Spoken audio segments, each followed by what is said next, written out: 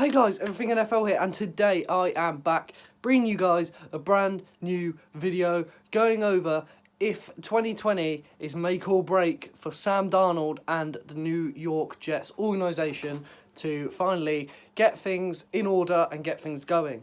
So I just want to give you guys a quick thank you for all the support I've received on my Arizona Cardinals video, currently standing at over 285 views. Incredible. I can't thank you guys so much. I can thank you guys enough for all this support. It's insane. And before we get in the video, don't forget to subscribe and like and turn on notifications so you never miss an upload. All support is greatly appreciated. So no messing about, let's get right into it. The New York Jets organisation are in a strange predicament of overpaid players, promising talent and unrest in the locker room. In this video, we'll be going over if it is make or break for Sam Darnold, the third-year signal caller out of USC.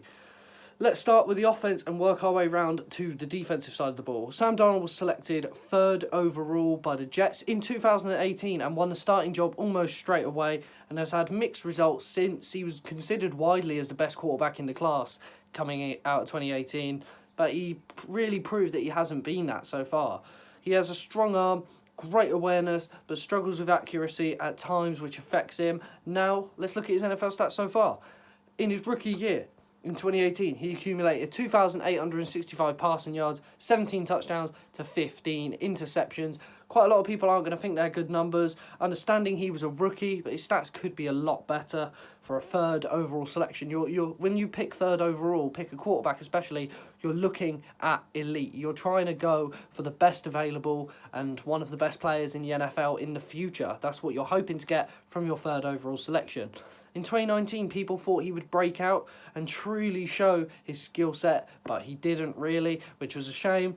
He compiled 3,024 passing yards, 19 touchdowns to 13 picks. He's really turnover prone, and his accuracy holds him back a bit. He doesn't sling the ball as much as he probably should to get the ball up in the hands of his receivers and his tight end, etc. But we got to wait and see what happens because he's still very, very young, so we don't really know. If Sam Darnold is the guy for gangrene, then he needs to have a sick 2020 season. Otherwise, he's on his rookie deal. But if he has a bad year next year, then they could turn down his 5th-year option, which would be catastrophic for Jets fans and Sam Darnold in general, knowing that they spent this much on getting their franchise quarterback, and now he might not even get his 5th-year option. So now let's move on to the running backs. The Jets have one of the best in the game to take the load of Sam Darnold. Le'Veon Bell was a phenom for the Steelers up until the end of the 2017 season. He took a year out whilst holding out on a new deal and was eventually signed to the Jets roster in a huge contract in the off-season leading up to the 2019 season. In 2019, Bell looked out of shape and an absolute shadow of his former self on the field. Loads of us thought he would excel in this New York Jets system, but he didn't, and he failed. So he compiled 789 rushing yards and only 3 touchdowns. Nothing like Le'Veon Bell at his best. You'd always obviously expect more from someone like Le'Veon Bell. But but bad stats for his standard. And Darnold will be hoping Bell returns to his best in 2020 if he's still on the roster, because there are some rumours still floating around that he might get traded. But who knows what's going to happen there. The Jets also signed Connor Mcgovern, who was from the Denver Broncos, and George Fant from the Seattle Seahawks in free agency to bolster the offensive line. George Fant's played a bit of tight end hybrid, and Mcgovern's a centre, so Mcgovern will be playing centre. But all of that offensive line improvement was highlighted when the New York Jets selected Mekhi Becton, 11th overall out of Louisville, to be Sam Darnold's blindside protector and be the pure anchor on the offensive line and hold off the edge, because that's what he does best. At wide receiver, they lost Robbie Anderson to the Carolina Panthers in free agency, but they went out and they hopefully think that they've got his replacement now. They added Brashad Perriman, who had a fantastic season in 2019 with the Buccaneers, who will be a good deep threat for Sam Darnold, but they also added in the draft, in the 2nd round of the 2020 NFL draft out of Baylor, with the 59th pick, they selected Denzel Mims, a wide receiver. He's an underrated wideout with a ton of upsides who shot up draft boards as the process went on. Now on defence, it appears they have one of the best safeties in football, one of the best young talents overall in football in Jamal Adams. But he said he wasn't sure if he wants to return. The Jets have picked up his 5th-year option, which means they might look to trade him, but we don't really know too much on that yet. But if he gets traded, I can see him possibly going to the Cowboys or a team that's a safety-needy team, because he's a fantastic talent. And if he does go, the Jets should be able to fetch a really good price for him because of how good he is.